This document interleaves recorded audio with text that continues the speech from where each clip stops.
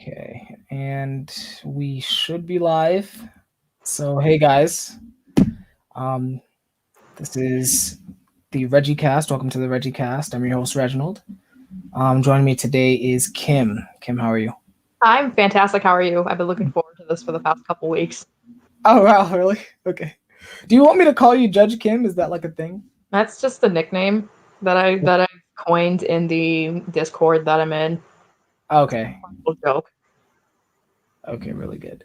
Okay, so you already know I'm gonna go into my demon rant. It's okay. Guys, I'm already over it. I had a long day at work. I'm gonna make this really quick for you. Let's start with this. I'm not Benjamin. I'm not Kendrick. I'm not Gray. Okay, I'm not those people. Okay, those are very structured individuals that are doing great things with their life. I'm not doing that. Okay, so let's start with that. Kim, I'm almost positive you have other interviews, at least with Kendrick and Benjamin, right? No, No. no, All right, fuck. All right, now do I have to be Benjamin now? no. You don't have to be Benjamin. Just be yourself. Oh my god. So that's actually a good call out. So sorry. I just assumed that Benjamin or Kendrick has just gotten to everybody. No. So that's wrong. Okay. So this is your first. Is this your first interview? Yeah. Okay, cool. Well, congrats, man. Okay, so I have to. So now I gotta adjust my rant. Okay. But still, guys, I don't give a fuck. Let's start with that. Okay. So Benjamin, ENFP male. Okay, you watching this? She needs you to interview her. Okay, because I'm not the guy. Okay, you guys are the guys. All right. That's me pushing off ST responsibility. I don't want it. So check out their channels. They have a lot of great interviews. I anticipate that someone's going to interview her after this. So just be on the lookout for that. Okay. Kim's on the come up. Congrats. Okay. But since this is your first interview, I'm going to be a little bit kinder. I might go into OP more now that I know that. So with that being said, the RegiCast, which is my podcast, I'm very proud of it. You know, it's my little child here. So the RegiCast, the goal of it has always been to have just really enjoyable and meaningful conversations. Just that's it. Don't ask me to do anything else for you. Okay, I'm not doing it. Now, with that being said, everyone that I've had conversations with so far have come from the objective personality communities. Okay, if you don't know what objective personality is, so objective personality is really it's an attempt to make Myers-Briggs or the MBTI more attractive to the scientific community. The way the founders are doing that is that they are doing and they are encouraging double-blind testing, where you would take two people, put them in separate rooms or have them type virtually, just don't have them communicate with each other, and see if they can get the same type as each other consistently for any given group of individuals. Okay, and so as that starts to get to the level of statistical significance, right, 70%, 80%, the same, then they're going to want to pass those results on to, people in the scientific community, start marketing it that way. And that's going to lead into eventually things like AI, machine learning, genetic testing, all that fun stuff. Okay. So the way I describe it as of right now, it's in beta. It is not a neuroscientific explanation by any means, right? It's not scientific yet. However, the frameworks and the definitions have been proving very useful, meaningful, or at least interesting to a lot of people, enough to create communities around it. So there's a Facebook community, there's a Discord community, and there's a YouTube community, which I'm a part of. So first and foremost, if you're listening and you don't know what these terms are, we're going to get into a decider and Reggie being a freaking EP. What is that? Okay. There are some links in the description. Okay. There's a link to the beginner series from the founders. Okay. That has video to watch and text to read. Feel free to review that so you can get familiarized. I also curated a YouTube playlist. Guys, these are 5 to 10 minute videos. I don't want to hear it. I don't want to hear it. If you start asking me, hey, what does this mean? I'm going to ask you, did you watch a video? Okay. And if you didn't, I'm over it. Okay. So they're in the links in the description to help you. Now, next. This is important. Y'all can still catch fans of Smash Brothers. I'm not even going to get super hype. I was going to be dramatic about it. Guys, I had some people try and disrespect me in Facebook Messenger today, talking about, you guys know who you are. You're going to get bodied. very soon. So for anyone else who wants to join the wreckage, the carnage, feel free. My friend code is in my about section. Okay, feel free to message me, and then let me know when you want to put some time in the SI to get your booty whooped. And Gray, you already know what I mean. You already know you're one of these perpetrators talking some trash in the messenger. Okay, I didn't want to out you, but you just did it to yourself. Okay, you guys gonna get disrespected with shirtless Sephiroth. Guys, I'm trying to be relaxed today, but you're getting me hype right now. I might go play after this. Okay, so if you guys want to get bodied, disrespected, get your booty whooped, all that, etc., feel free to message me. Also, game night, guys. Guys, I knew there were some people who thought I wasn't gonna do it too. I'm calling you the fuck out because I told you I was gonna get this shit done with the help of the DE, of course. Kim's a part of the DE. Okay, Anissa, Emily, Team Rocket. Okay, you already in the OP terms. You know we blasting out here. Okay, so we're gonna blast an Among Us game night Saturday, February 6th. Okay, it's gonna be from 12 to 3 p.m. Eastern, as well as 6 to 9 Eastern, unless my sensory's off. Is that right? Okay, That's right. and let me just take this opportunity to say Kim is she's the SI person on this. Guys, you know I don't have fucking SI like that. Kim was the one with the SI. Anissa was the one with the SI. Okay. Emily was just kind of chilling, marketing, like you know Emily's marketing out there. Okay. Correction. And this is Anna. She's no. So I didn't mean it literally, Kim. So we're gonna get into that. I meant in terms of the function. You guys were doing a lot of the SI groundwork. That's what I meant. But thank you. Okay. Yeah, I know what a distance type is. Okay. But yes, really appreciate them. We got the Discord set up. We're just gonna do a little bit of finalization. Guys, be on the lookout for some messages from me if you guys did get on the guest list within the next day or 3, realistically. Just so we can kind of coordinate that so we know which group you're gonna be in. And then also, as a backup, we're gonna have some Jackbox party games. Feel free to message us letting us know what you want to play because Kim, we need to actually, we need to run some tests on that. Okay. That should be it. I'm sure there's probably something I'm forgetting because I'm just tired. This long ass rant, this demon blast is already like 8 minutes long. I'm over it. So Kim, hi. Hi.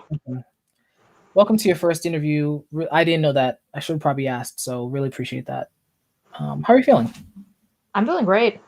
Good. I'm ready. Ready. Okay. I can't be hyped today. I'm really drained. So you're not going to get too much hype from me today, guys, unless Kim triggers the fuck out of me. But as is tradition, we're going to get into some first impressions, okay? You guys already know I'm fucking disrespectful, all right? It's over. My reputation is tarnished at this point. I've accepted that. But Kim, I kind of want to hear your take on what your impression is. If there's a fight, feel free to air it out and disrespect me. And then I'll share mine. No, I've never had a problem with you. When I first met you, it was when you used to be in the Discord and you piped in on a conversation with Gray and I, just going back and forth and interrupting each other and just being like with each other because she's OE me and I am OI her. Yeah. So his first impression was, who is this crazy person? Like, you're nuts. And for me, it was like, this guy seems so chill. How do I talk to this? Like, he seems like such a friendly and nice person. How do I talk to him without scaring him off? And then, like, I want to say, like, 3 weeks to a month ago, he reached out to me on Facebook saying, hey, I'm thinking of working on an OP game night.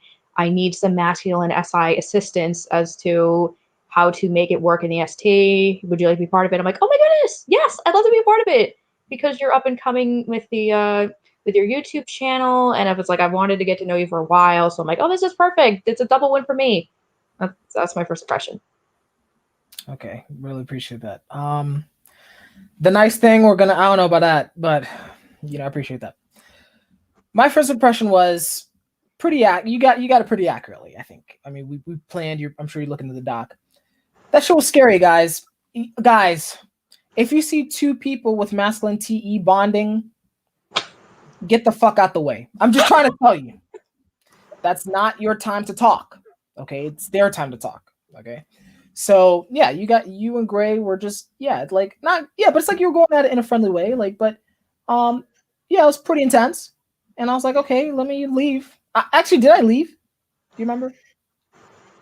I think you're just very quiet, and then you just kind of like slowly was like, I gotta go, bye. Yep. Yep, that's exactly how feminine TE does it. I just said, yeah, let me be polite and get the fuck out of here because I can't do anything here. You know what I'm saying? So that's what I did in the Discord. But generally my first impression, if we're being honest, was yeah, you seemed very intense. I think the way I described it was it's like you and Gray were like two nuclear warheads going off next to each other. And I was like, God, I can't deal with this. Okay.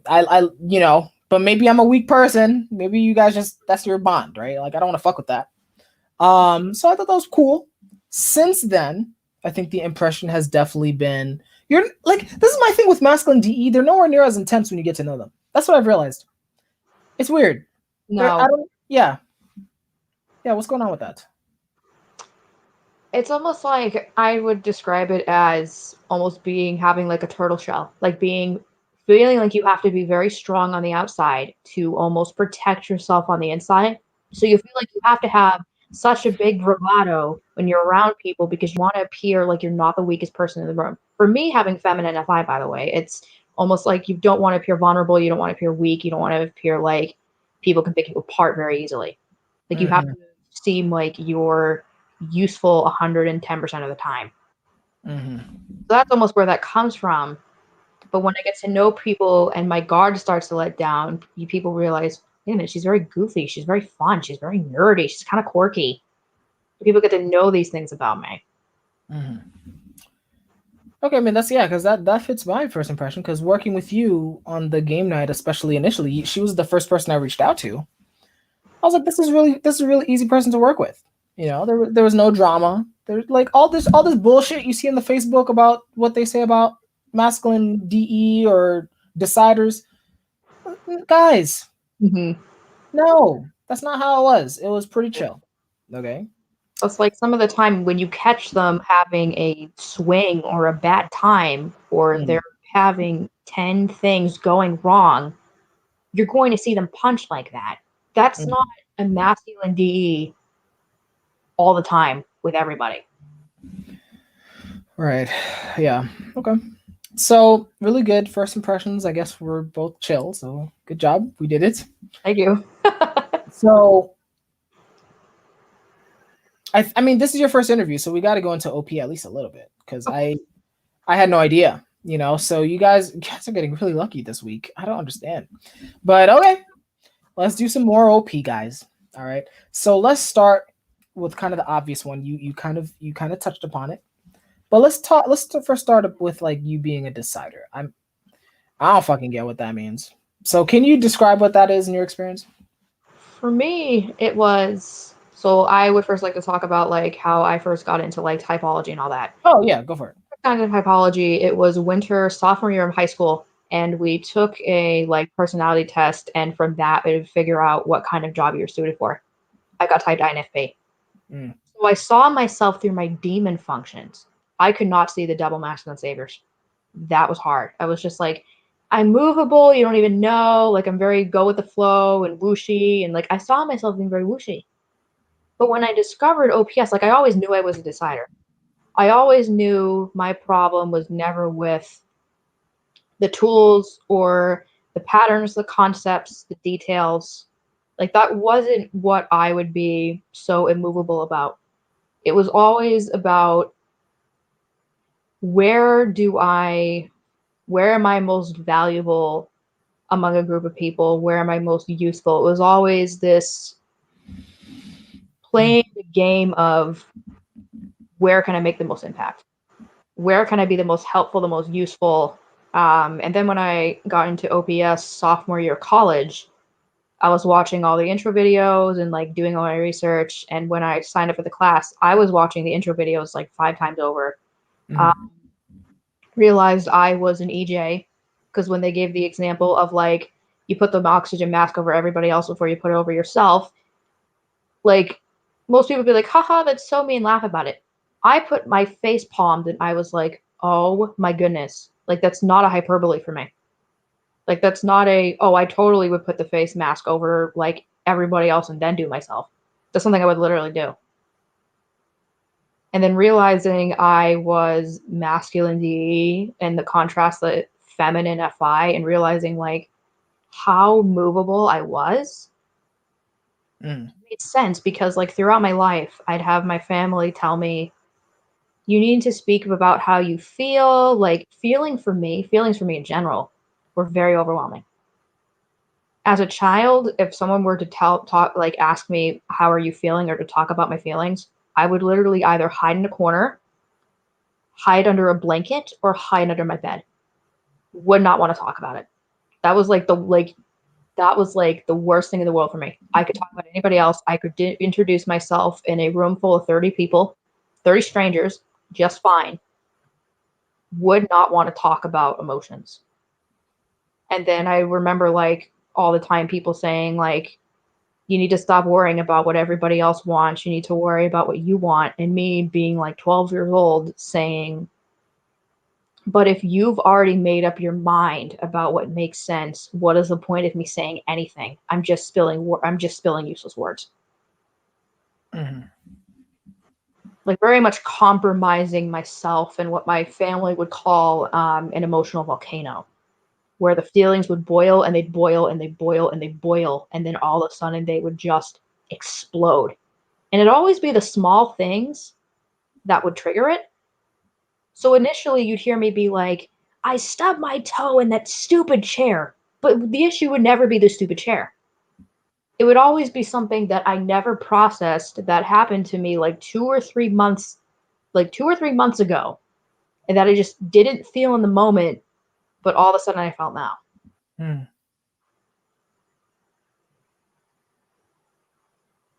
Look, I'm not sure if you're done. Are you still going? Yeah, yeah. It was like I always was like, Okay. I just knew there was like this extreme like imbalance with how I view myself and others. And like remember like in a group of people, like it was asked like, who in here has like low self-esteem? And I didn't raise my hand. I didn't even realize I had low self-esteem until I was 20. Because everyone's like, you're so lucky you don't have low self-esteem. Because like I didn't even process the fact that I had it in the first place. Like I didn't even process my own emotions for a very long time. And even still, it's like I have to have somebody there to help me process it with. Mm-hmm.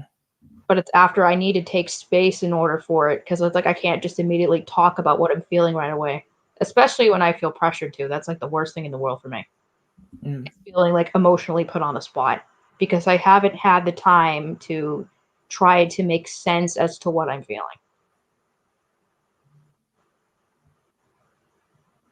There's the cider for you. Insider, yeah, you went in on this. Yeah. Wow.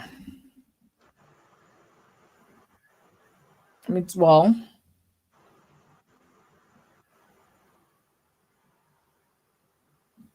there's a lot going on there. I mean, it's like, I mean, the honest question I want to ask you, this may be skipping steps, but I like you mentioned how just starting with the feelings, you would boil and boil and boil based on stuff 3 4 months ago. I mean, are you still experiencing that, or? In a way, not as intensely as I used to, but what I noticed when like I'd always push my feelings aside when I had a task to do or something that had to do with making something work in reality. And growing up in a home at the time with who at the time was emotionally volatile and having people emotionally explode every 5 seconds, it's like I was naturally somebody who would suppress their emotions. And then you know, having that on top of that, it was like I can't worry about my own emotions when everybody else is emotionally breaking down around me. Mm-hmm. So I grew up for years not paying attention to how I was feeling emotionally. And now having to start putting in the work in my 20s, like years of not paying attention to that at all. It's not easy. Like for me, it's the hardest thing in the world. For some people, it's not as difficult, and for that, I'm like, that's incredible. Like I love like all shades of feeling, whether it's like feminine energy at the top or masculine demon, like so many different types of feeling, and I find the whole like spectrum of that interesting. Mm.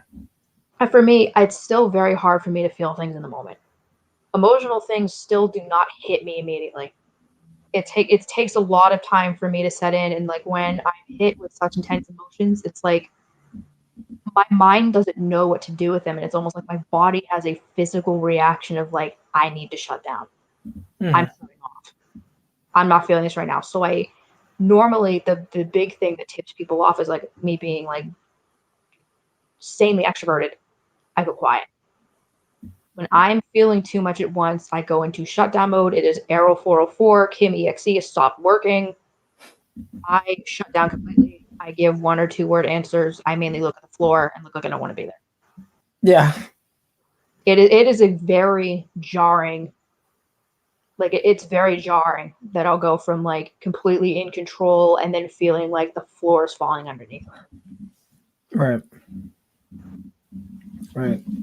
Yeah, and you kind of described it when we were doing our prep. You described it as like, um, I mean, no, actually you said it. So you actually said it. So I guess I'm reiterating it, but it's like yeah, the floor, like being pulled out from under you. Yeah.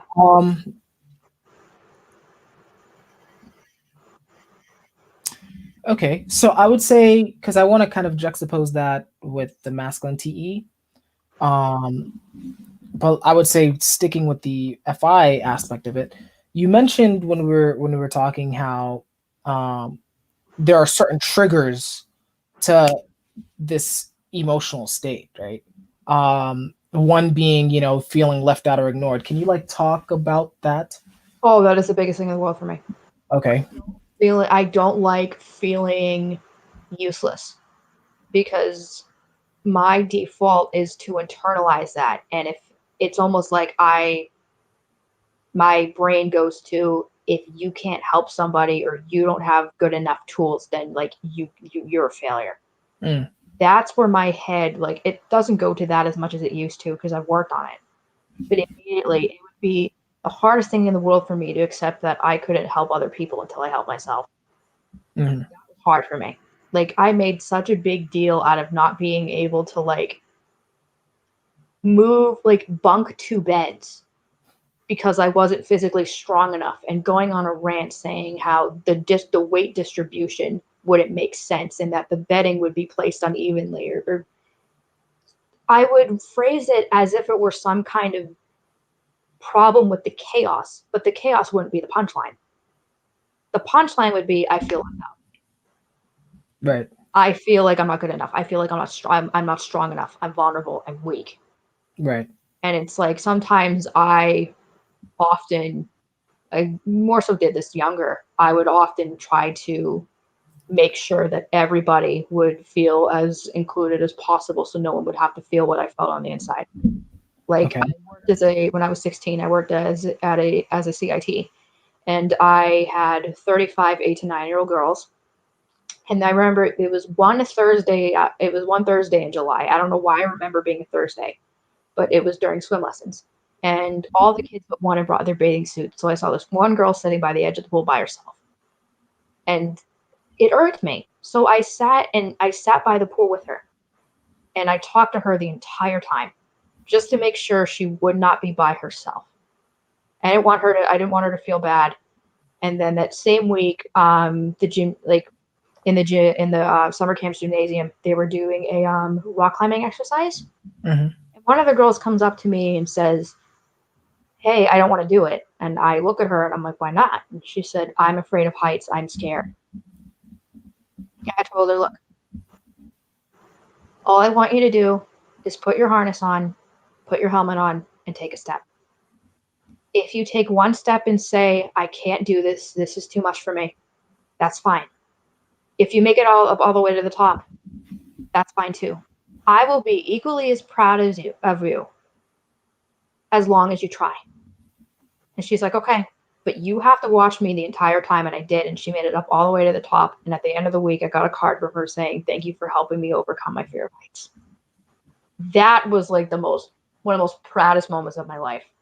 that I could help somebody conquer a fear and trying to break it down for her in a way that didn't demean her, because I didn't want to say like, oh, your fear is irrational or that doesn't make sense, or I couldn't be ST in the moment. I couldn't. I'm trying to use, like, I often use my TE to help leverage my FI in the sense of, in moments when I tell myself, like, have that negative self-talk of you're a failure, you're worthless, you're stupid, you're dumb, whatever. I pause for a second and say, would you tell this to somebody else if they were going through the same thing you were? And if that answer is no, why am I telling myself that? Why am I setting myself to a lower standard than somebody else? Mm-hmm. If it is something I would tell somebody else, then I would tell it to myself. Using that TE is kind of like using it to flip it on itself. Yeah. Being like, why are you telling yourself this? If it doesn't make sense to tell somebody else that, why does it all of a sudden make sense for you? It has nothing to do with the logic. It is something to do with you viewing yourself as inferior. Mm-hmm.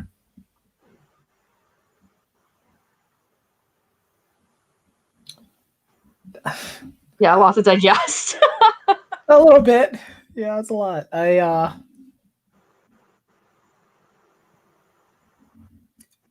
don't want to tangent, but like I think this is gonna be a complete tangent. Like I feel terrible, But like I was sitting here and I was like, so you know how I say fuck the views, right? Like I don't give a shit.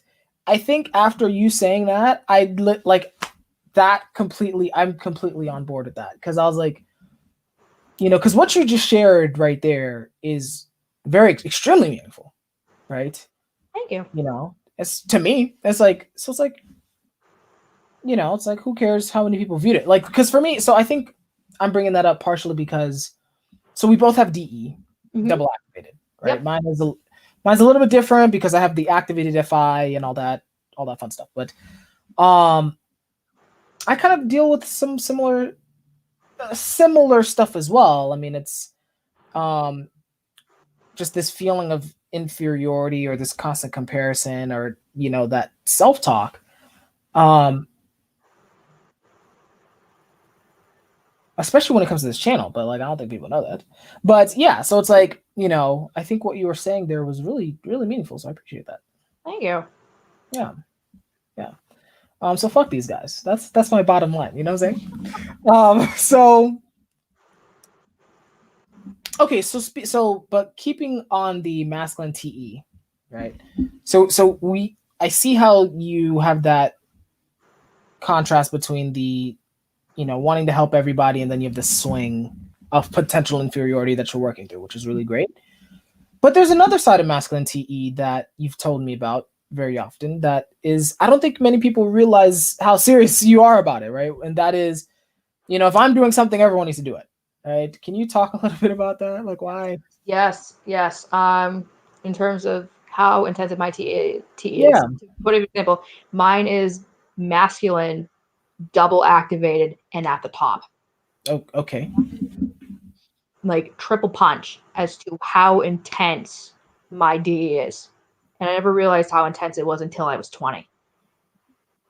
It's like not wanting to feel like people are excluded. So wanting to make sure that everybody is involved, everybody's contributed at least one thing, like the need of having or wanting everybody to feel validated, or the need of like having validated from other people. And if I'm doing a presentation, I want to know objectively how good it is. So if like I've been doing it in front of 1,000 people, if 990 of them tell me you're doing a great presentation, this looks great, that's great for me. It's like I really rely on that feedback to help know, because to me it helps. Like I'm very much a numbers person. I'm good with this later. I'm majoring in data analytics, and I want to do something that combines analytics and law. I'm very much about numbers. I always have been. I like having that number from the tribe to be like, not only what am I doing well, but what can I improve on? What can I be better at? And really kind of using that feedback to help leverage some of my work. Right. Sometimes I insist on it a bit too hard, being like, please give me feedback. I need feedback. I need Right. to know what I'm doing wrong. Like, especially with, in my case, being double masculine ST blast first. Yeah. I will shake you like crazy to make sure what I'm saying is clear, accurate, and not only is it easy to follow through, but everyone can execute it. Yeah. Does feminine DE annoy you? I have to know this. For the most part, no. Okay. No, the only part about feminine DE that can get annoying to me is if it's conflict avoided. Oh, but I mean that's like 80% of it. It's more like if, because my brain, it's, if you're a double masculine ST, you're Mhm. all about problem solving. You're Right. all about problem solution, very much solution oriented. If there is a problem or if there is a conflict, you want to solve it right away. You maybe cry on shoulders afterward. I'm very much like that. I will not want to have someone cry on my shoulder first, because to me, if I fix what's wrong, if I fix the problem, you'll have less of a reason to be upset. So instead of me telling you you're gonna feel better, like you're gonna be okay, like no, no, to me that's bullshit. You don't just tell someone they're gonna be okay and have them believe it. You physically put in the work to try to ensure that they're going to be okay. It's masculine DE is very much a tough love kind of thing. Where Yeah. yes, I'm tough on you. Yes, I'm hard. I can be tough on you, absolutely. But I'm tough on you because I care, and you should be concerned when I don't do anything. Because when I don't do anything, I don't care anymore. Yeah. Other than that, I love feminine DE. I love feminine DE because it helped me get out of fights. Like it's helped me stay out of conflicts. It's helped me not try to argue with everybody and be Mm. like, you're just trying to prove a point. Like you're not arguing for like, it's helped with the masculine DI that you're not arguing something that is genuinely tied to you. You're just trying to argue because you're trying to have something make sense, and you're going to drive yourself down an information rabbit hole. You're going to drive yourself crazy. Yeah. Yeah. Um I mean I guess yeah. I mean I do have my thoughts on that. I guess all I would say in response to that, because my masculine functions are SF, I will say that, once, let's say I am experiencing a problem that, let's say ST can solve or thinking can solve, sometimes, I have experienced people who are just like, hey, let's solve the problem, solve the problem. It's like, it does feel a little bit callous at times because I know what they're trying to do, Mm-hmm. but it's like you're dragging around, someone in pain, it's like you gotta, Well, for sure. That's been a thing for me to balance, is figuring out when to do that. Figuring out, okay, show the feeling first. And when all the feelings are said and done and out of the way, then you can solve the problem. Because it yeah, shows the person that you care when you can empathize with them instead of yeah, coming at them like a robot. Like it, because the amount of times I've been told that, hey, you have a problem with empathy, or that you are invalidating. It's like, I don't want to be called invalidating. That's the, that's like the death to an EJ, is to mm, be called you're invalidating. I would never mean, and it's never on purpose. It's never done with malicious intent. Like almost every EJ every masculine DE that I've ever met, never been like that intentionally. mm, You don't even feel like we're doing it. And it's just like it's a very tough way to show that we care, but it's learning, emote with people, cry with them, laugh with them, go through the emotional roller coaster with them, go through the be movable with them. yeah, You can solve the problem later. Not everything needs to be solved right then, right here, right now. Put it off till later. Show them that you care about them. yeah, yeah. People need that apparently. It's annoying, but you know, guys, can you just get over it? But anyway, let me not get into my problems again. Um, okay, really good. I would say Okay, so masculine TEFI is all good. Honestly, I'm not Benjamin, so fuck this. The only thing I want to know is I do want to know when it comes to your masculine SI, because you do have masculine SI. Ooh, let's Okay. talk all about this function. All right. Yeah. So I got my official type back in August of 2019. Yeah.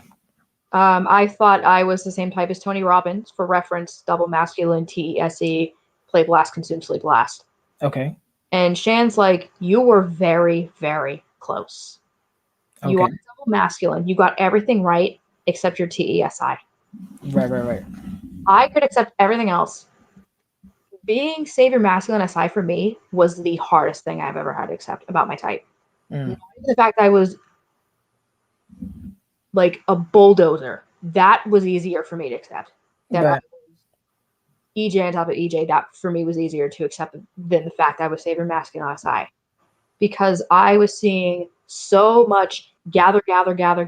Seeing I was gathering like crazy because my gathering is double activated and a double observer. So it's extremely balanced. So you see it when I'm not in a blaster mode, when I'm not in an ST kind of blasting way. And I was seeing that I was masculine sensory. So I'm like, that has to be masculine SE.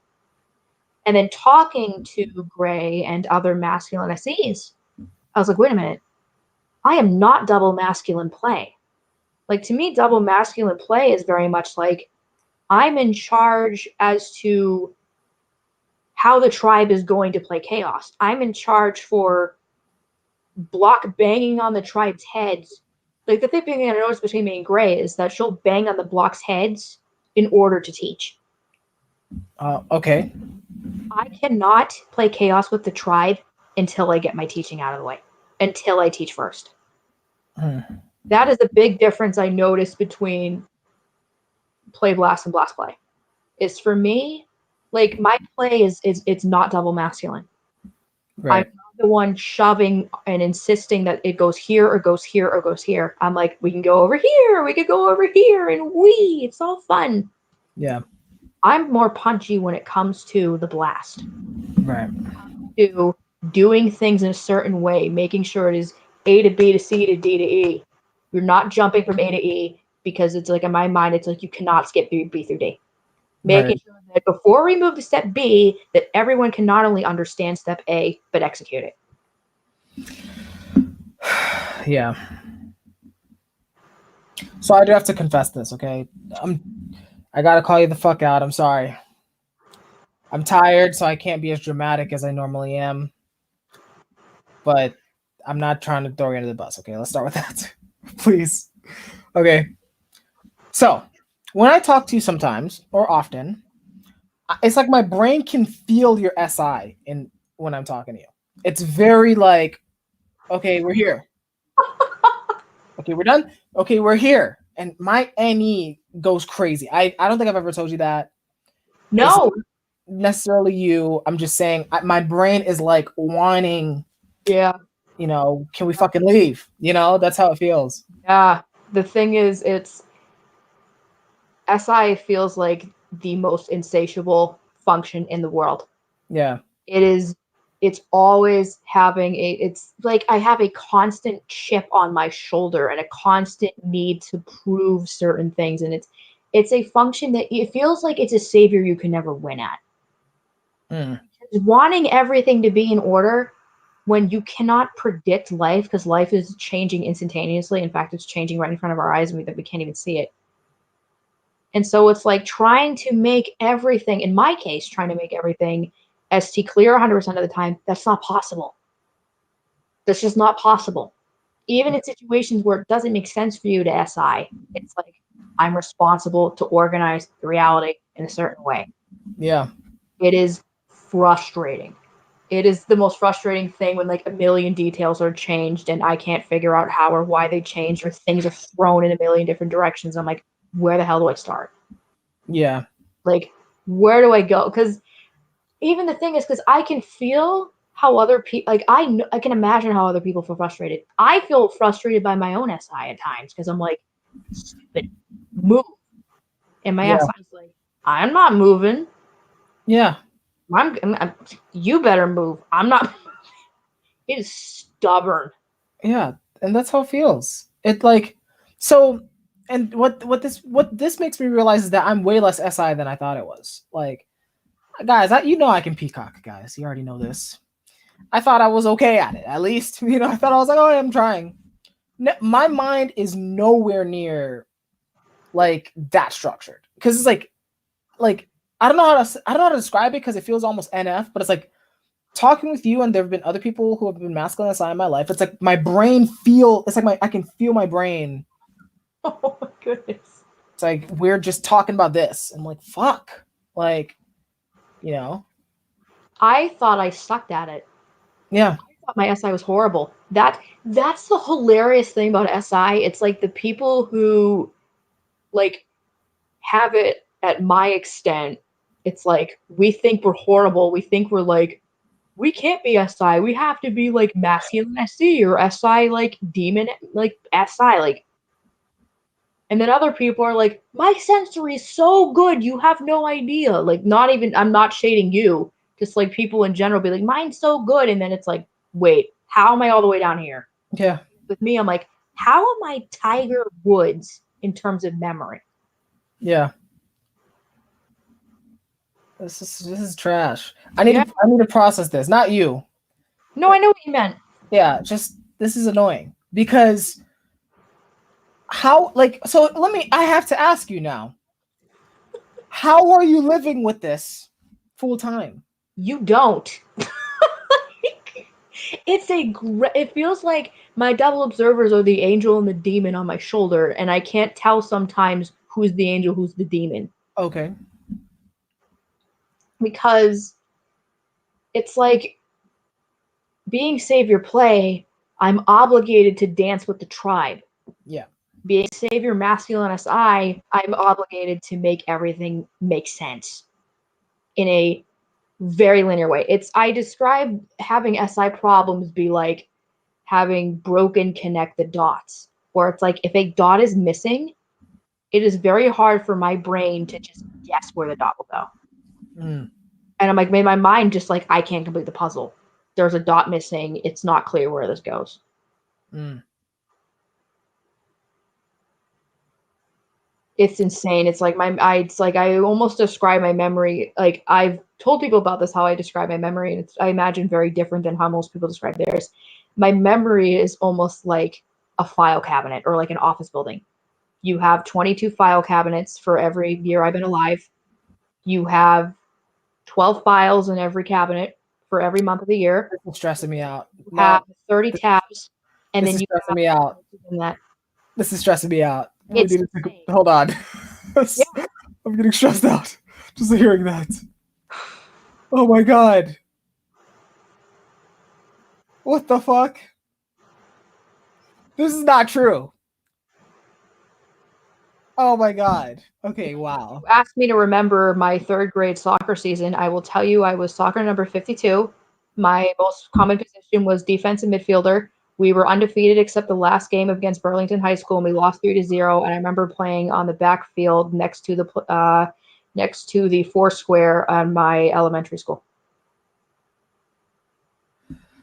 This is fake. I'm blotting this out. This interview didn't exist. That's what my reaction is when I found out I had Savior Masculine SI. I'm like, that is fake. This is not real. Not real. This I'm is like, not no. real. I'm This like, is that's bullshit. This is bullshit. So guys, what I'm processing is now like basically what Kim is showing me is I have to do a version of that. Why? I don't want you to. I don't want you to. Don't. That's just a Blessing and a curse because you remember everything is the blessing, but the curse is you also remember everything. So you have the hardest time letting things go, letting details go, letting dates and times go.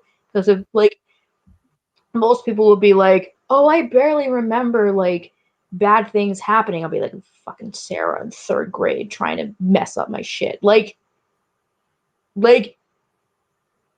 people look at me like, why the hell won't you let that go? And it's like trying to burn the file, and it's like made of titanium. It will not burn. It's like trying to break something that is like indestructible. What the fuck? I know it's a lot. It's a lot, and for me, it's a lot, because as a savior, it's like I feel responsible to like be such a block. Like it's like Yeah. This is bullshit, guys. I hate this. Not you. I Right? know what you mean. I know what Okay. you're talking about. This is fucking But bullshit. I hate it. So here's my question, right? And I'm probably asking a question that maybe you don't even have an answer to yet. Okay. Now, if masculine SI is this fucking file cabinet, which by the way, why the fuck would I ever need that? But anyway, let's not get into that. Okay. What would sleep processing look like? Are you going through the file cabinets and you're organizing by what you like?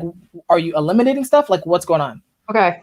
I can explain, because the thing is, I'm gonna go into this later. For me, being sleep last, it's not as hard as it would be if I were a visual, because my sleep is not double feminine. Meaning Okay. when I process things, I can connect it to the sensory very well, being like, this date I did this, and this date I did this, and this date I did that, and connecting sort of, okay, then I can attach this to my identity. The harder part comes from the feminine FI and the emotional connection, being like, why did I like this again? Why did I attach this to myself? Like, it's not so much the I can remember the sensory when it comes to sleep processing, the physical sensory as to what I like and what I'm trying to process. Yeah. It's the emotional why behind it. Like, why was I feeling like this? Why was I doing this? Why was I doing that? Like it's the whys that to me are the hardest. Because for me, despite being sleep last, consume is my worst function because it's demon, double feminine, and an F. Right. Me being double masculine ST, consume for me is the hardest. It is like going to the bar sober and leaving the bar drunk, waking up on your couch the next morning and not remembering how you got home.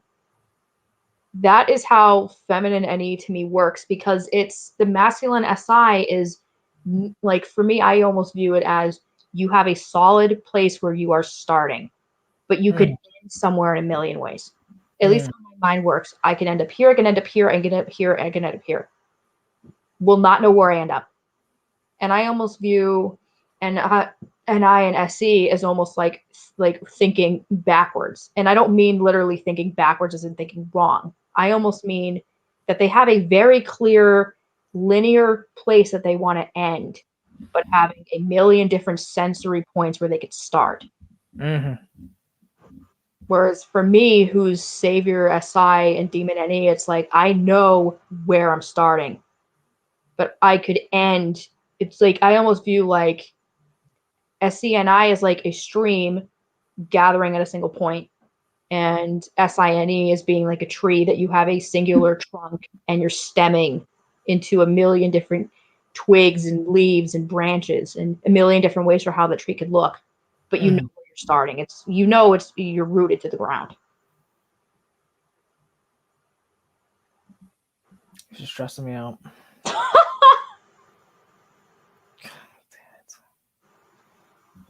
Ah. All right, I'll process that somewhere. Maybe some time in my life. I don't want a fucking file cabinet because NI sounds cooler to me now. If we have to keep it 100, now I'm like because for me it's like, look, having a file cabinet. So I'm trying to see what the value of the file cabinet is quite literally what I'm trying to figure out here. Okay, you have a file cabinet. I could see how that helps with the T clearly. Like, okay, you're working on a project. Oh, okay, you might want to remember this over here. I get that. But like beyond that, like do you see what I'm trying to like process? I feel like I'm blocking on here a little bit too much. How you would remember which file goes to which month, what tab goes to which week, what sticker goes to each day. Okay, let me ask you this. Okay, what do you think your advantage is over NI? Let's say that. Ooh. All right. I'd say some advantages come from, I guess, preciseness. Mm. That it comes from it. I'd say it's at times a little bit more open-minded in terms of where something could go conceptually. Mm. Like we're open to ideas of being like it could end up here, it could end up here, it could end up here, getting up here. I'd also see it as being like if we're working on a project involving a timeline, you wouldn't disagree about wanting me on your team. Correct. I could remember where something could go because I remember a couple years ago I was on a mock trial team for my college. It was the first time I've been on a mock trial team. They had me play an expert witness. I had to play a zoologist, a guy with a PhD. Mm. And so my direct and direct examination for those who've never taken mock trial or don't know much about law is when when attorney representing your side of an argument is asking you questions, and they're asking you open-ended questions, meaning what's your name, what did you study, like what did you do on that day. That versus a cross-examination. A cross-examination is when the opposing attorney is asking you questions, and they're asking closed-minded questions like yes or no, did you go here, very much masculine SI, did you do this, yes or no, correct, not correct, very much like that. I had to memorize an over 40 question affidavit, like an over 40 question direct. Everyone else's question was like direct was like 20 questions because I was playing an expert witness. You need more questions because in mock trial, to prove you're an expert, you can't just simply say you're an expert. You have to lay the foundation that you attended, that you have the right credentials, that you attended the right schools, you've done enough research, you are well known in that type of community. So you have to state all your credentials. You have to state all your research experience or any experience in general. And I was nervous and I was stressing out to my party, being like, guys, I don't know if I can do this. What if I like misremember something? And one of my teammates goes, you're the only person in this room I know that can memorize 40 questions in a day. You're fine. This is stressing me out. It stressed me out too because I was being graded and judged on it. And it was timed. Oh my god. It's timed. Mock trial's timed. Oh my god. So All right.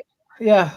like the thing is too, like sometimes your questions would be adjusted the day before the trial, sometimes even an hour before you're supposed to make your direct, because Okay.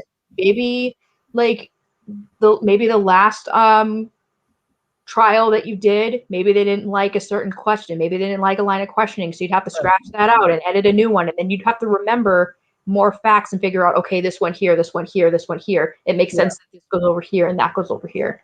It is very stressful, even for me. It's very stressful, but I feel responsible for doing it. God bless you. I'm all right. I like my mind is just rejecting that this is a profession. This is so weird. I'm going through a weird crisis right now over here. It's very perfectionistic. Yeah. SI is like the most like in my SI is like the most perfectionistic function. Everyone in my life has told me I'm an absolute perfectionist. I'm very type A. Everybody knows that. Wow. Okay. Fuck. Well, I don't even know if I have the stamina to like process this right now. This is ridiculous. I thought I had it because that's my thing. I was like, I'm finally doing okay at it. I felt, and now I got to deal with a fucking file cabinet in my mind. This is some bullshit. I don't want yours to look like a file cabinet. I hope not. Oh Like, my god. told me that their mind was also like a file cabinet, I would just be like, you poor soul. Like I would write them like an IOU, and like I'd give them like sympathy cards. Okay, this is a random question, and then we'll move on. Have you noticed? Actually, let me not do that. Let me not fucking any of this. Does your SI tie to certain aesthetics? Have you noticed that? Not really. No. Are you like Like no Claire Underwood vibes, no? I don't know. I don't know my aesthetic. Oh, okay. Sorry. That's a There's the feminine FI of being like, what's my that is what my sleep looks like, being like, yeah, aesthetic, like I know what that means. What? What's my aesthetic? I don't know. Not knowing how to answer questions about yourself. oh, sorry. Don't apologize. This is it. Honestly, I feel like it was great for people to see that because it's like, that's what feminine FI looks like. Yeah. What? Yeah. Okay, so Kim, you're stressing me out. I thought I was gonna get off scot-free today. But Sorry. now I have a fucking SI tidal wave that I gotta live with. I did give you a warning and say I was OI gray.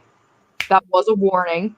You just say that. Because I am OI gray does not mean I'm less chaotic. I am chaotic in my own right. Okay. Well, let's kind of shift gears here. So let me look at this. Let me look at this doc because I now I gotta sleep process for myself, preserve my energy, so I'm not triggered out here. Okay, let's do the compare and contrast. 1. Let's talk about your interests. 2. Okay. And then let's do like chat Q&A stuff. Okay. Of course. Yeah, sounds great. All right. So the compare and contrast. Clearly, I'm stressed out about SI. Obviously, it's fucking stressful. Have you noticed like anything other than that? That's the big thing I've noticed between you being play consume and me being play blast. Not play blast, let's play. Yeah. Is like, yes, we're both like savior play and we're going on expending energy, but because you have that savior consume, you are using your DI second. I do not reach my DI until it's third. And even then it's feminine. So my 2 savior animals are using that masculine TE at the top. So there's very few moments throughout the day where I'm looking inward. I don't look inward until like the very end. Or toward the very end. Like it's much more like you seem much more stressed about like the SI than I do. Yeah. Like for you, like it's you doubling up on play, but because you have that consume in the middle that you're hitting your FI, like you don't hit your SI until it's third. So SI is going to stress you out more. For me, I don't hit my FI till it's third. So FI is going to stress me out a lot more. That's the big difference I noticed between you and me, despite being like activated play and sleep last, is that where is that sleep last hitting you? For me, it's not going to hit SI because I can just double observe right through that. Like, yeah, I think it'd be annoying, move past it. And for you, it's like, FI is not the biggest deal in the world. Like, yeah, it can be annoying, but it's not like, oh my goodness, the floor is falling underneath me. And for me, it's like, oh my goodness, I see myself as a little girl. I see myself as being vulnerable. Yuck, get me out of the way. Yeah. Get me out of here. That's weird. I don't think I fully embraced it, but like this conversation is clearly, a red flag, right? I just got like fucking triggered over SI for like 20-30 minutes or whatever. So I'm happy I could. I don't know if it's a good thing that I triggered you, but if it's a good thing, I helped. I'm glad I helped that. I think it is because I think I'm full of shit 80% of the time. I want to believe I'm not that bad. I do. But I literally just got triggered over some SI shit, like right there. I think you realize that like you're not as bad as FI as you thought. That's also true. Yeah. Yeah, because you're just like FI could be hard for you, but it's not the hardest thing in the world. For me, it's like the hardest thing in the world. Like you're like, oh my goodness, this girl really believes all this decider bullshit. Like, oh my goodness. And then for me, I'm like, SI is really tough, even though it's masculine, and like seeing like how hard that is. Yeah. Huh. That's a good frame. That's a good reframe. Yeah. Because FI. So let me ask you this: do you leverage your what would it be? I guess it would be your NE, I guess, to access your FI? Yes. Yeah. Well, that's like my double observers are all constantly like skipping, holding hands. Those two are like best buddies. Okay. Two are best friends. Okay. So I kind of use my NE as like when I'm trying to figure out what I like, I often journal it. I often write it down because I find that ties to the sensory of like physically having to look at it and me kinesthetically putting it down Yeah. on a piece of paper because I learn best by doing. Yeah. Um, and seeing if there's any correlations. If I'm seeing the same thing appearing 5 different days that I'm journaling, that's probably something that I like to consume. It's probably something that is attached to my FI. Hmm. Okay. Okay, really good. So okay, so the play consume really good. That's a really good call out. The decider observer one. I mean, we talked in depth about you being a decider, but I feel like I have more decider drama than you because I remember I was telling you during our prep. I was like, "Yo, look at this person, and what about this? And what about... I'm a gossip, guys. I've already told you guys. I would have been a great person on Gossip Girl. I would have fit right in. That's my element. Okay. But I was telling you about all this shit, and you're like, "Oh, I had no idea any of this shit was going on." I was like, "What?" You know? Yeah, demon enough. Not knowing the vibe. Mm. Not knowing if things are emotionally off, and like on top of that, like I was like diagnosed with being on the autistic spectrum before I was 6 years old. Like I've gotten treatment for it. I've been in speech. I've had speech therapy for like 8 years. I've like been in like all special treatments for it.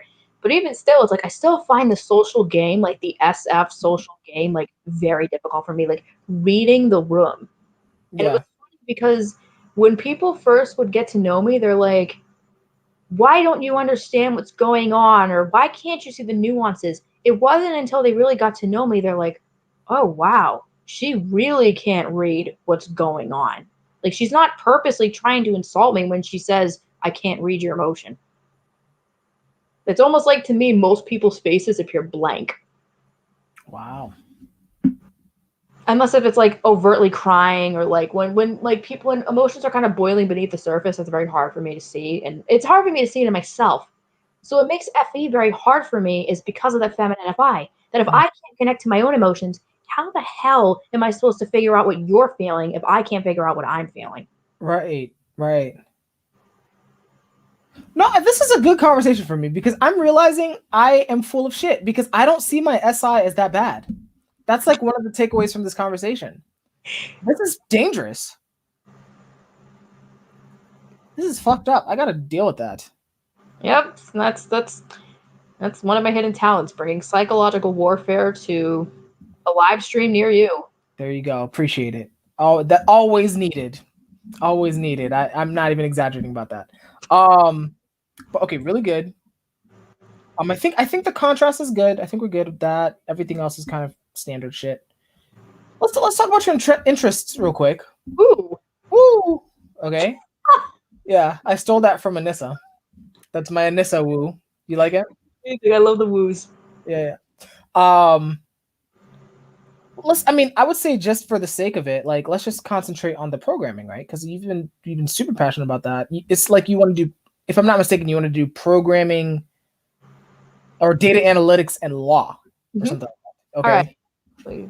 I can try to break this down. Yeah.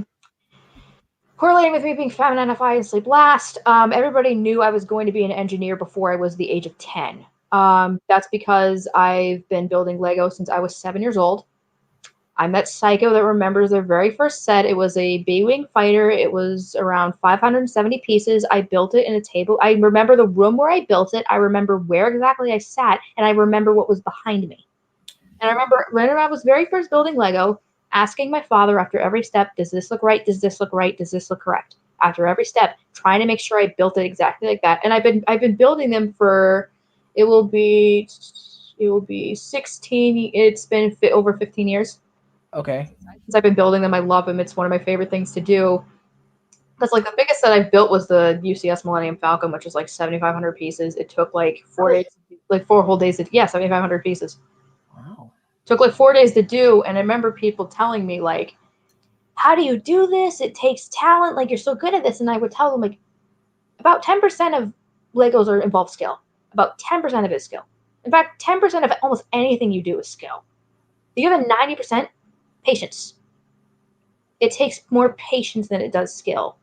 Because if you have the patience to want to get better, you have the patience to do it more, you have the drive to do it more. You can have all the skill in the world, but if you don't have the time and patience to invest in what you're doing, you're never going to reach your full potential.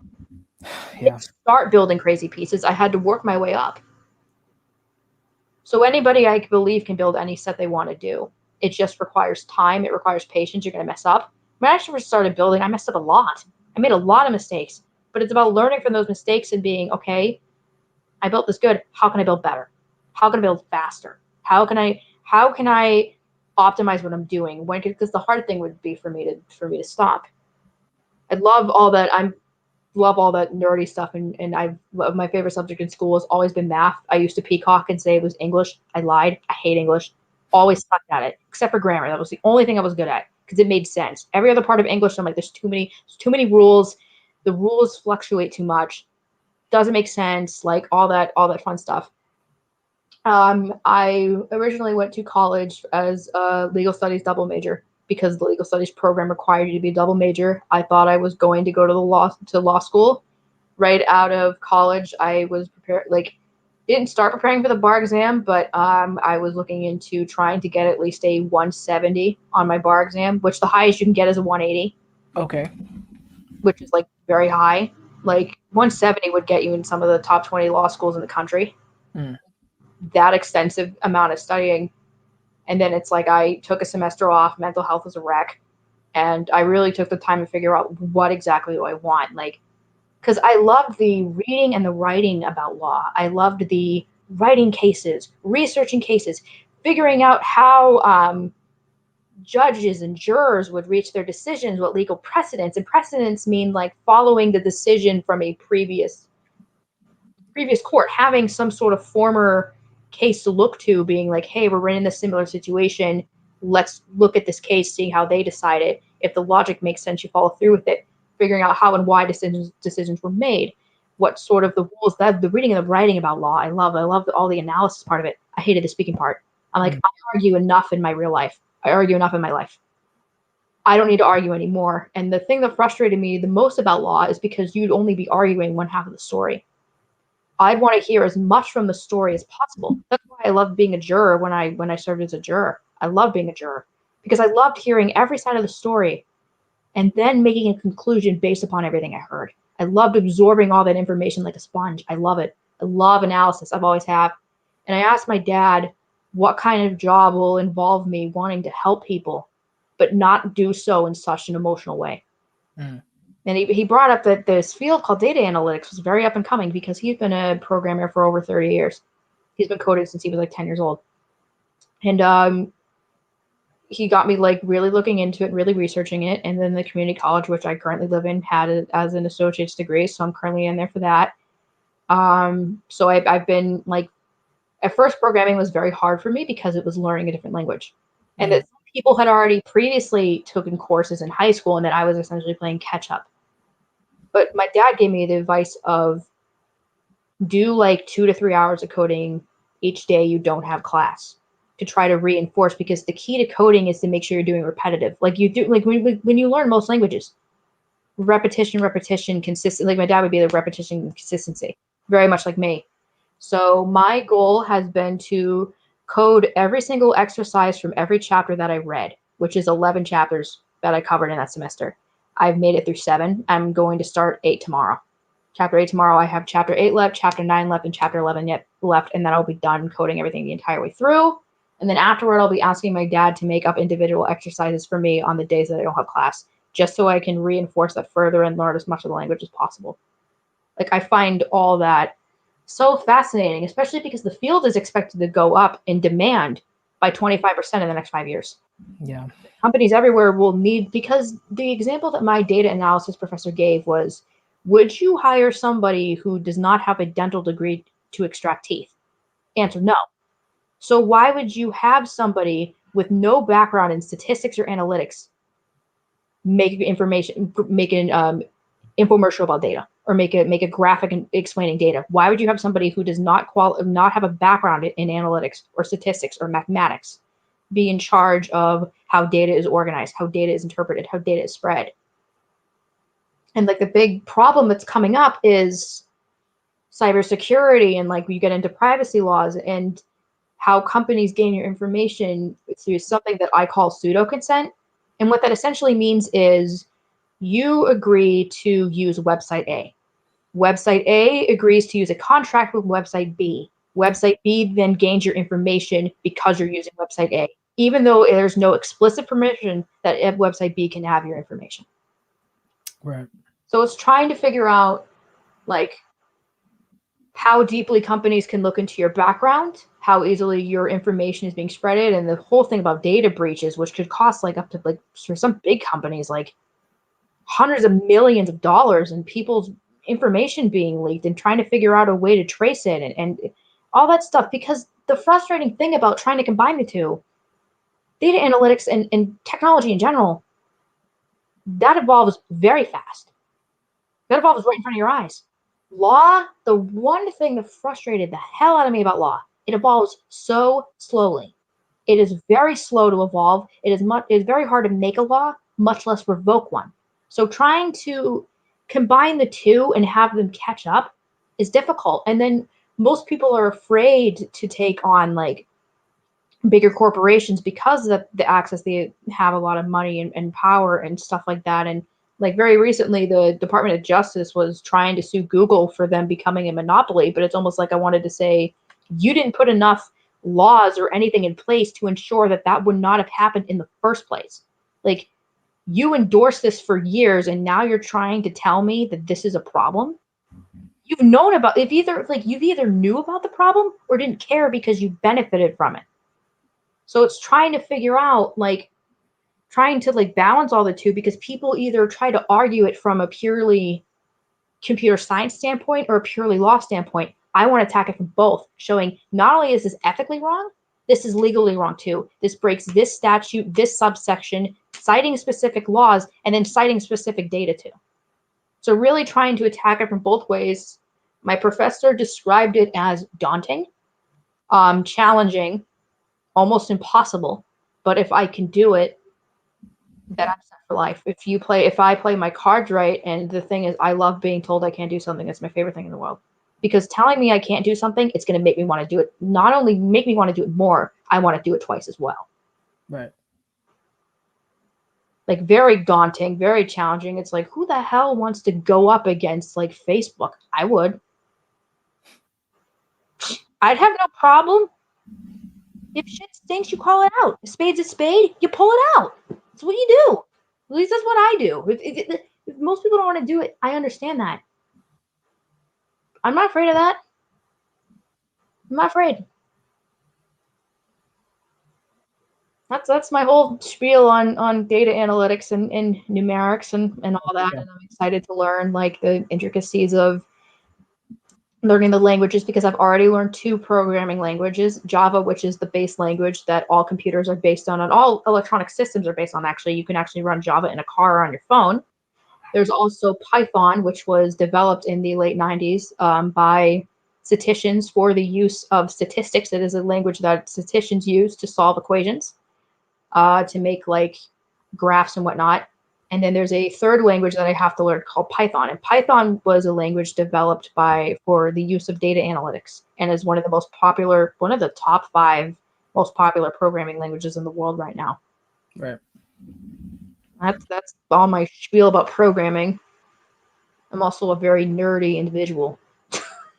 Yeah. Yeah, with your D&D campaigns. 2 D&D campaigns right now. I'm going to be in my 3rd one starting February.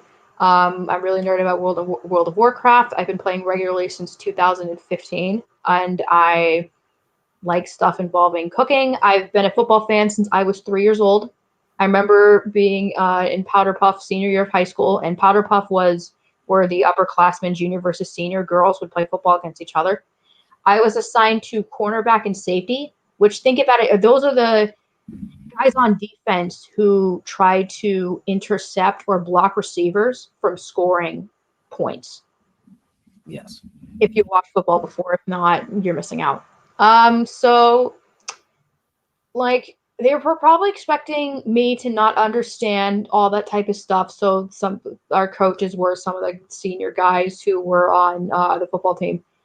and they were running plays with us, and I asked them, what, are we going to run a 4-3 defense? And they looked at me like a double take, like, I guess we can run a 4-3 defense. I'm like, what, that's 4 linemen and 3 men in the backfield? They're like, yeah. They didn't know what to say to me. They didn't know what to say to me. They're like, what, you get the game?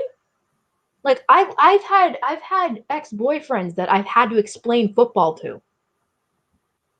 Like, I was the one explaining them what was going on. And apparently I'm like a Viking at football games. Apparently it's like, I went to a Patriots game with my boyfriend a year ago, and he told me, like, oh, I get really crazy at these games and I have a lot of fun. He's like, I'm like, woo, and you're like, let's go. Like, you're like so intense where you almost lose your voice. And he's like, I was not ready for that.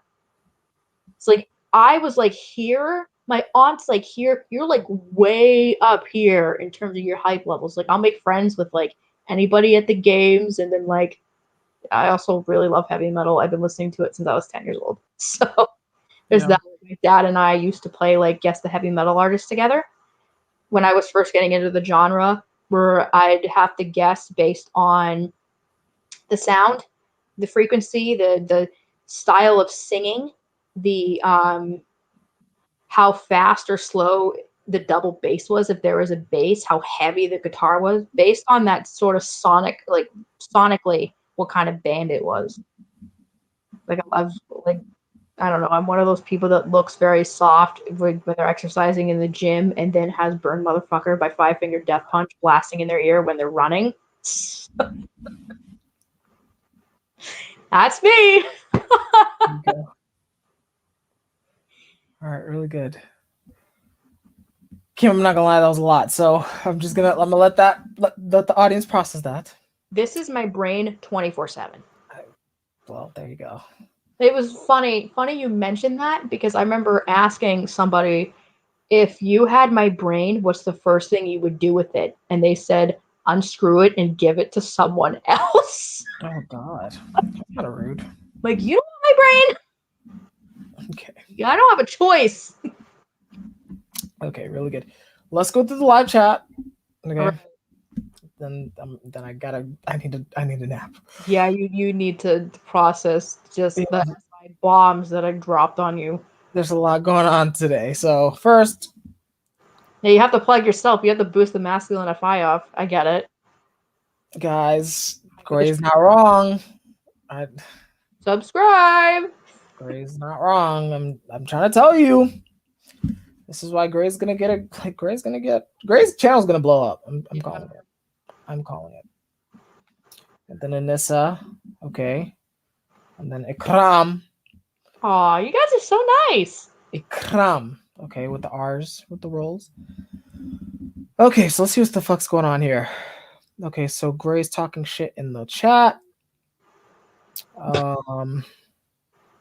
Okay. Gray. So Anissa, if you're still here, I'm curious about this. So I like seeing the contrast of Reggie sleep last to Kim sleep last. With that, well, that's kind of what we were talking about with the SI versus the FI. Right. SI, like you know what's crazy? It's like even after me having those weird FI reactions, I can feel my mind wanting to like wash it away. It's like, oh, you're still not that bad. I can feel myself wanting to do that. That's so weird. Oh my God. It's not like that, where it's like, you get me FI. It's like like imagine myself being that little girl again, wanting to hide behind a blanket and not want to talk about it. It comes to myself, if people like ask, like, how are you feeling? I'm like, okay, I'm all good. Yeah. Shut up. Ask a different question. Oh my God. Okay, so FDE is only knowing when it's me. Yeah. Yeah. FDE needs to learn how to grow up and face the tribe. Sometimes. I mean, it's, there's a time and a place, right? Because, there are just some fights that are not worth it. No. No, the flip side that I've had to learn to balance is figuring out like not only because that's the thing that law taught me a lot about too. It's not just knowing to argue, but knowing when to argue, how to argue, what you're arguing, and why. Right. Right. Okay. Really good. Yeah, Nessa. Oh, why is stressful? Kim, you legitimately stress me out on my episode. I don't think that's happened before that explicitly. Yep. So you've broken a record. I did it. You did it. Nice. God damn it. I'm that's so much structure. I can't. Give me a trophy. Put it on top of my file cabinet, being like first user, first interviewer, interviewee to stress Reggie out. Oh my god, yeah. I'll make a file for you. All right, thank you. And then where the fuck has Vivian been? I love when Viv just randomly pops in and everyone's like, "You go, girl," because that's how I feel about her. I'm like, she's here. We love her. We love Viv. Yeah. Vivian, The masculine OI really is like that, being like, "This is how it goes. Screw you." Is Vivian around? What's going on with her? I don't know. She's just like, I saw that one chat, and then it's like, I'm out. And she said, "Fuck you guys." Yeah, she's like that. Yeah. Anyway, apparently Vivian forgot what she ate as well. Let's see. Yesterday I had penne with sauce for lunch, and I had chicken and barbecue sauce and roasted potato for dinner. Okay, I probably had Taco Bell or some shit. Who fucking knows? I don't know. Some fast food. That's my category. Some fucking fast food. I need to cook more. You know? Savannah says hi. Apparently your aesthetic is being cute. Oh, I didn't know it was cute. Okay, so we have questions. We actually have questions. Okay, here we go. Okay. Let me readjust for these fucking questions. All right. So, Kim, what makes you amused by feminine sensory? Oh my goodness. Just like it really depends on the stack. If it's like demon feminine sensory, it's like missing the what all the time. Like where's my phone? Where's my keys? Where's my wallet? Where does this go? Where does that go? How does this organize? How is that structured? Like the back and forth of like where the hell, like what is things, details is just like hilarious to me. And also like if it's a savior, it's more like I find that more fascinating than amusing, because it's like you feel responsible for the organization, but it's not as boxy as mine. It's much more like Sherry, for example. She's savior feminine aside, not like mine, does not stress you out like me. It's much more, her, as I imagine, is much more like I feel responsible for organizing physical reality, but it's not as insistent about it, as tenacious and persistent about it. That's a word that's been described a lot, persistent. I wonder if this is why, like, you know, Dave and Shan are hypothesizing that like audios are attracted to visuals, and because for me, you know, and guys, like I'm not even saying this because you know how I am. I'm just awkward. But yeah, sometimes feminine, sensory is just more attractive to me because I'm like, look. No, exactly. I'm dating somebody who's double feminine.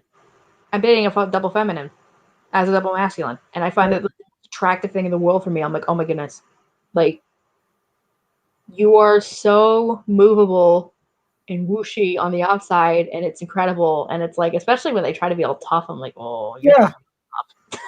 Yeah, it's fucking fake. They don't like guys. Feminine does not know how to be tough. I'm sorry. It's adorable.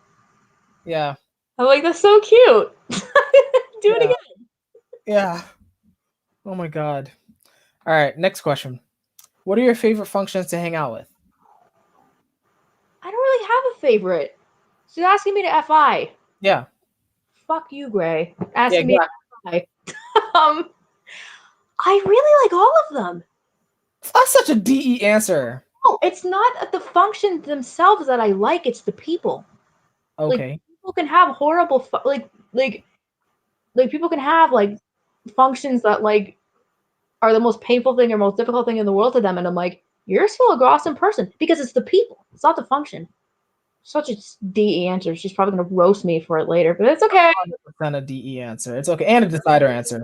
That is a DE answer. Yeah, and a decider answer, but okay. DE decider. All right. What are your favorite things to do for? She's going for your FI. Oh, I know she is, because I'm going to ask you all about yours later. Look out. I like D&D. I like exercising. I enjoy cooking. I like writing. I play piano. I sing. I build Legos. I like to go on walks. I like when COVID's less restrictive. I like to travel and explore and go on mini adventures and all of that. Doing like very like adventurous and kind of risky things. I like doing almost everything. Like I find everything fascinating.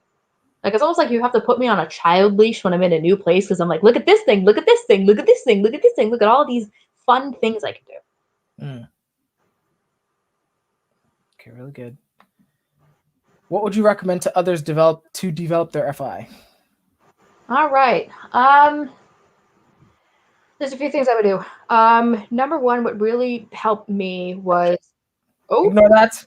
No, it's okay. Was writing down what I was feeling for 5 to 10 minutes every single day, but I would not try to force it. Some days I'd write for 2 minutes, other days I'd write for 10 minutes, and see if there's a commonality in what you're writing about. If you see something that you're writing about, it's like, wait a minute, this is something that I really want to work on. This is something that I really like. This is something that I really don't like. And another thing too that I found is huge is using your TE as a leverage. Turning your TE back on itself for me has been the most effective thing. Of being like, it doesn't make sense for me to like this, and being like, would you tell somebody else it doesn't make sense for that? Because you wouldn't go after somebody else's FI. You would never talk to somebody else the way you talk to yourself. Right. That I'd say for me is the biggest tip, and also understanding too that yes, you're going to have your moments where it's more so for masculine TE. You're going to have those moments where you're not going to be perfect. You're going to have those moments where you come off as abrasive. You can come off as domineering. You're going to have those moments. It's not about being perfect. It's about when you do have those moments, taking it, learning from it, acknowledging it, apologizing for it, and saying, what can I do better? What can I learn from it? Be honest and authentic with yourself about it. Don't deny that you have it. It's been the biggest thing for me has been acceptance. Being like, yes, I do have this big TE at the top. I am like this. And in emotional conversations, I've often given people the heads up of, hey, I like, tell me if I offend you. Tell me if I say anything that offends you or that you're unsure about what I mean, because I tend to be a very blunt person. And sometimes, most of the time, I say things harsher than I mean it. So if I do, I apologize in advance, but just ask me what I'm trying to say because it takes me time to figure that out. Right. Like giving them I'm not doing it intentionally, giving them the heads up of, if I say something offensive, it has never hurt you. I'm trying to help you.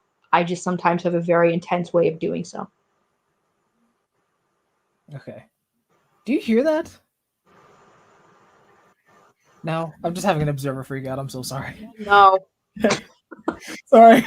I know you're having a really beautiful moment. There's like this high pitched squeaking. It's just annoying the fuck out of me right now. I'm probably I'm like the worst like podcast like host right now. No, you're not. But okay, last question from Savannah. This one. Yes. Yes. Okay. It is very hard to do with me wanting to believe that almost everyone has intentions and everybody means well. It's very hard for me to cut people off because like people aren't perfect, and maybe I just caught you on a bad day, or maybe you're in the middle of a tough time, or maybe it's something that could be like mental illness based, and it's not really who you are as a person, or factors that like human behavior. And it's like I never want to assume it's somebody trying to hurt me in a malicious way. I'm normally the one that's cut off. That's unfortunate. Like, I've had a hard time, and I can admit at times, like, yeah, I've been too harsh, and I understand it. Other times, it's like a social thing that I happen to miss and don't care to understand. Like, if situations appear very clicky to me, then I'm like, all right, fuck this. I'll operate that way. Right. Okay, really good. I think that's it. You have people in your corner that love you. So Savannah and Gray and Danessa and the squad showed up. So Kim, I didn't know this was your first interview, so I really appreciate it. Sorry for me going through my shit. I'm gonna have to this. Now I gotta process SI and my freaking I don't know what this squeaking is over here. It's just stressing me out. So the SI is my life problem. So it's really cool to see that you're owning up to yours more than I'm owning up to mine. Let's put it that way. So really good. Really glad that you decided to join. Mm-hmm. And it's always a pleasure. So let's close up because I need this turned off. Whatever this is. Mm-hmm. Awkward blast time, guys. Feel free to jump the fuck out, guys. I'm gonna say the same shit. I'm not as good as blast as Kim is. Because I'm just gonna get my fucking feelings on blasting. Okay, so first of all, I can't even say what I normally say. You know how I normally say go watch Benjamin? I can't say that anymore. That's annoying. I ruined your SI. God damn it! It's just ruining my plans. I wanted to outsource my fucking STU. I can't do that. So let's say it this way. I'm not Kendrick. I'm not Benjamin. I didn't go into all the fucking parts. Okay? How about this? If you care so much, go fucking start your own YouTube channel. How about that? That's the first point. Go ahead and start your own YouTube channel, and then maybe invite Kim, and maybe she'll say yes, and then you can be the new Benjamin. Okay? That's because I'm not the guy. I will say yes. I'll say yes to getting to know anybody. Okay. So look, if you really want to know, message her or start your own YouTube channel. Let's start with that because Benjamin apparently didn't interview you yet. Now, okay, for all of you guys who are new, okay, who have no idea what the hell we just talked about, you're like, what's a decider? Doesn't everybody decide things? I get your type. It's okay. There are some links in the description. Okay, I'm not gonna say it again, especially the second link with 5 to 10 minute videos. Guys, put it on 1.5 speed, listen to it once or twice, so you can be familiarized, okay? So just please do that. They're there to help you. Next, game night. Guys, Among Us, guys, don't miss game night. I'm trying to tell you, this is not one of those things where you're like, oh, it's just a fad. No. Among Us is life, okay? You got Anissa on the squad. You got Kim on the squad, first of all. You gotta figure out which one of y'all is sus. Exactly. You got Emily on the squad. We got hecka people from the Europes and the Americas about to roll through. Don't, guys. I know you guys, especially Demon Play, you're like, hey, I'll do this later. Guys, don't do this to yourself. Don't do this to yourself. You're already in lockdown. You have nothing better to do. You're gonna be depressed, and then you know what I'm gonna do too, and we'll talk about it, Kim. We're gonna show some highlights in the Facebook once we're done, and you're gonna be in your fucking feelings. I'm gonna go that far because you're gonna be like, man, I missed it. So I'm telling you right now, just come and join us, okay? Right. It's gonna be worth it. All right. Feel free to message us. It's going to be Saturday, February 6th, okay? 12 to 3 Eastern, okay? And 6 to 9 Eastern, all right? Send me a message. Let me know what your availability is. Send Kim a message. Let her know. Guys, like, this is the one thing I've asked you. I'm already ranting. My mascot FI is pissed that I know, because here's the thing. I know there's going to be someone who's not going to go because they're going to be like, oh, I'm better than this. And then they're going to see the highlight, and then they're going to bother me about when the next one is. I know you guys are like this, okay? So come on. All right. Smash Brothers, we don't have to get into that. Just catch these hands, okay? Friend code's in the description. Finally, just leave a comment. Thumbs up, thumbs down, doesn't matter. Okay. Just give me some honest feedback so I know what I have to do. And then, you know, it's one of those things. Hit subscribe. I'm telling you right now, I have at least like 3 to 5 more guests coming out, guys. Guys, just go ahead and hit subscribe so you know who's coming out there. You're gonna be excited about a lot of these guests come out. Kim, they're on Kim's caliber, okay? That double masculine, smash that button so hard that you break it. Exactly. Button. Hit Not it. just press the button, break the button. Exactly. Okay. That's it. I need to work on my blast, by the way, Kim, because I know it's starting to get super rambly, especially when I'm tired.